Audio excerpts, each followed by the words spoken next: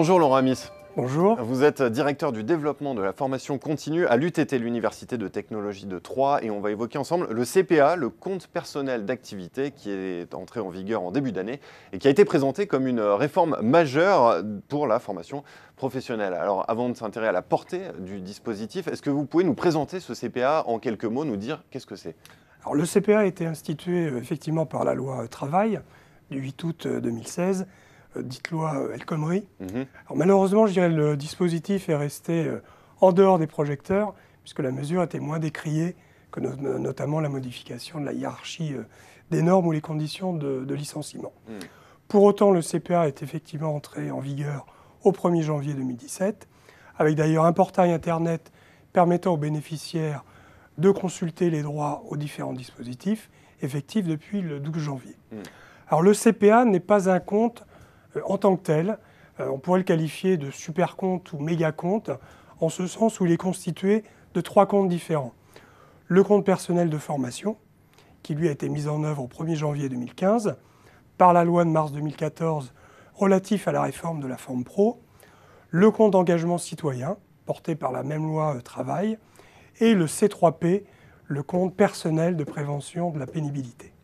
Est-ce qu'on peut dire que le CPA est une véritable avancée? Quelle est sa portée en matière de formation professionnelle? Alors, c'est une véritable avancée en matière d'universalité des droits attachés à la personne et non plus au statut. Alors, pour autant, on le voit sur 2017, c'est un dispositif qui fonctionne un peu à tiroir, comme le montre le schéma, puisqu'en fait, selon les publics visés, tous les dispositifs ne sont pas encore effectifs. Oui. Si vous prenez les salariés du secteur privé, effectivement, le CPA qui leur est ouvert depuis le 1er janvier couvre à la fois le CPF, c'était déjà le cas, le CEC et le C3P. La nouveauté du CPA est qu'il a été élargi sur le compte personnel de formation aux agents des 3 fonctions publiques, qu'ils soient fonctionnaires ou agents contractuels, et en y intégrant également les ouvriers de l'État. En revanche, la question de la pénibilité est renvoyée à d'autres négociations entre l'État et les partenaires sociaux, donc exit le C3P pour les agents des fonctions publiques. Le CPA également a été créé au bénéfice des travailleurs indépendants, professions libérales, mais là je dirais que c'est un peu un dispositif peau de chagrin, puisque sur 2017, seul le compte d'engagement citoyen est effectivement ouvert pour ce type de public. Il faudra attendre 2018 pour que le CPF, le compte personnel de formation, soit ouvert aux professions libérales, travailleurs indépendants et autres artistes auteurs.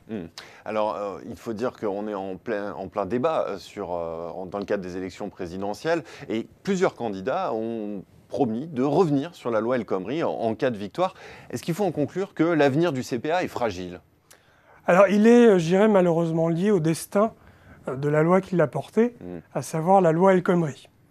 Donc, il est vrai que par rapport à ce que l'on peut entendre aujourd'hui des programmes des différents candidats à l'élection présidentielle, soit certains à droite considèrent globalement la réforme comme trop timorée, à gauche, certains candidats, et non des moindres, je pense notamment à Benoît Hamon, qui représente le Parti socialiste, ont annoncé à plusieurs reprises l'abrogation de la loi El Khomri. Et très récemment, l'Institut Montaigne, qui est assez marqué, dans un rapport sur la sécurisation des parcours professionnels, a proposé de revisiter totalement le CPA pour le remplacer par un nouveau dispositif que serait le capital emploi-formation. Je pense que ce serait dommage, puisque c'est une vraie avancée en matière de droit individuel, et qu'il serait effectivement regrettable de vouloir jeter le bébé avec l'eau du bain. Eh bien, merci beaucoup Laurent Amis pour ce décryptage de ce CPA, ce compte personnel d'activité. Merci beaucoup. Merci.